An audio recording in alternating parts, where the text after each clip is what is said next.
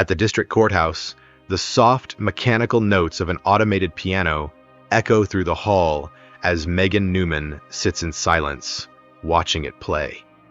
Her defense attorney, Peggy, arrives with urgent news. The prosecution has added 2 more witnesses. There's no time to relax. They must rethink everything before the trial begins. Months earlier, life looked very different. Megan's friends gathered around her, raising glasses in celebration of the biggest deal of her career.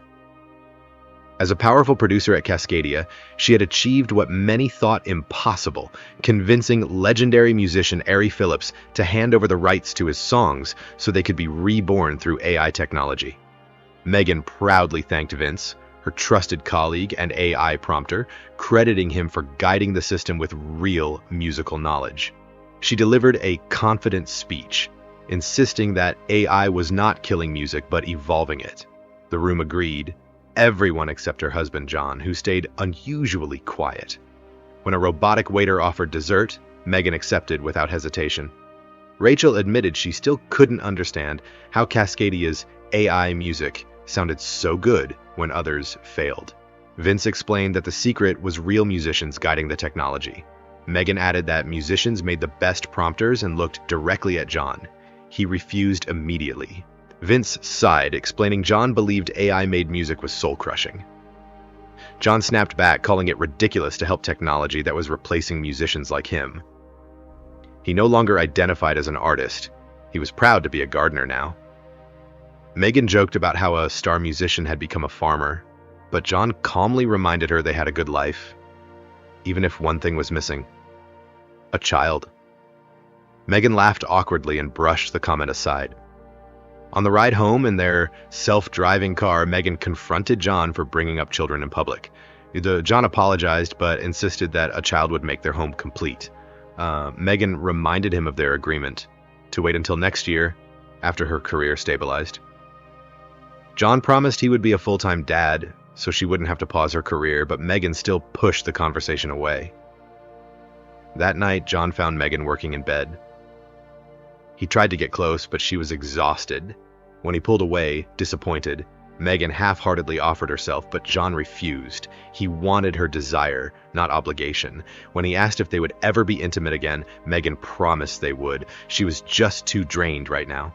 The next day, Megan showed up unannounced at Humanix, the robotics company where her sister Lila worked. Lila was immediately suspicious. Megan hadn't visited in 7 years without wanting something. Megan admitted she knew about Lila's project, the intimacy companion, and asked about it. Lila explained they were heading into beta testing. Carefully, Megan asked if such a companion could help husbands whose wives were emotionally unavailable. She confessed her guilt about neglecting John and asked if she could get one for him. Lila refused, explaining that test subjects were carefully chosen through psychological evaluations. Megan pushed harder, insisting Lila secretly add John.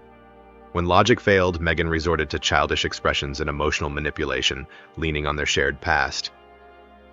Soon after, Megan met John in his greenhouse. He asked for help with his plants, but she refused, pointing at her expensive clothes. Instead, she led him inside to reveal a surprise. In the foyer stood a large pod, something John mistook for a coffin. Inside was a stunning female robot.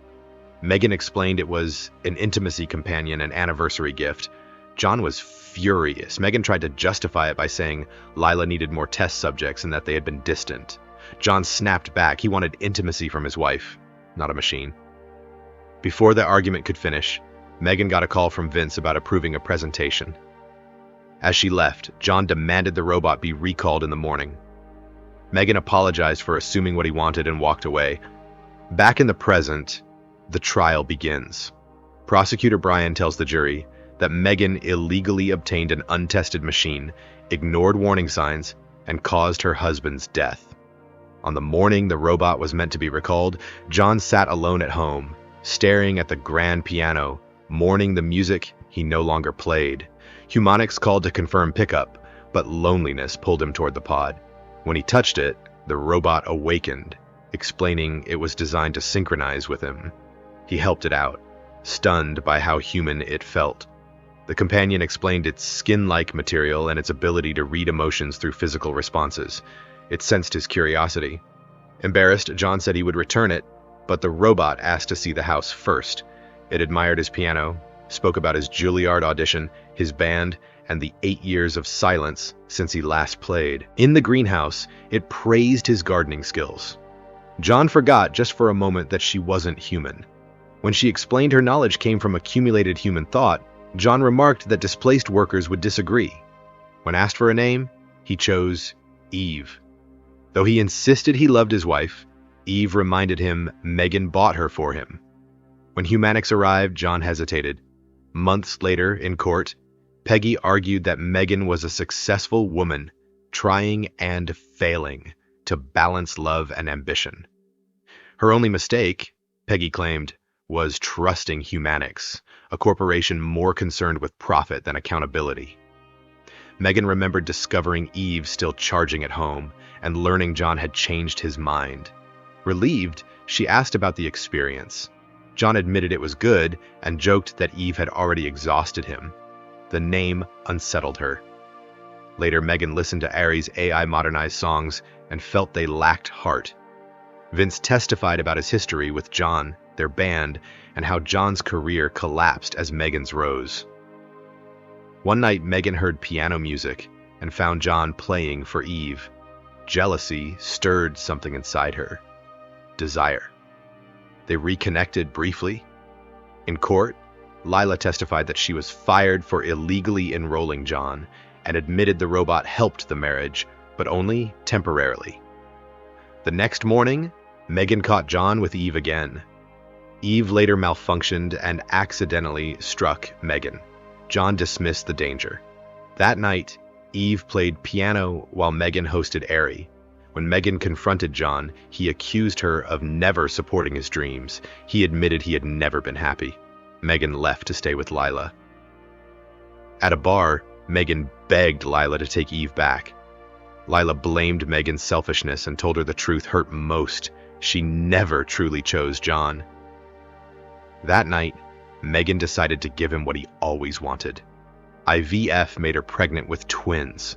When Megan told John he didn't celebrate, he asked for a divorce. He was in love with Eve. When Eve entered the room, Megan snapped. She grabbed a bottle and smashed it over John's head. He bled to death. To protect Megan and her unborn children, Lila helped cover it up and blamed Eve.